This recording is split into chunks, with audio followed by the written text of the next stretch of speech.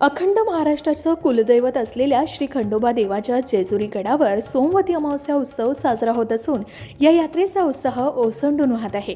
त्यानिमित्तानं मंदिरात भाविकांची मोठी गर्दी झाली आहे। राज्यभरातून लाखो भाविकांनी जेजुरी गडावर खंडेरायाच्या दर्शनासाठी एकच गर्दी केली आहे। येळकोट येळकोट जय मल्हाराच्या जयघोषानं जेजुरी गड दुमदुमून गेलाय। काल रात्रीपासूनच जेजुरी रोषणाईत आणि भंडाऱ्यात न्हाऊन निघाले। नववर्षाची सुरुवातही होत असल्यानं देखील खंडेरायाच्या दर्शनाला भाविकांनी गर्दी केली आहे। जेजुरी गड फुलांनी सजलाय आणि भंडाऱ्यात न्हाऊन निघाल्याचं पाहायला मिळतंय।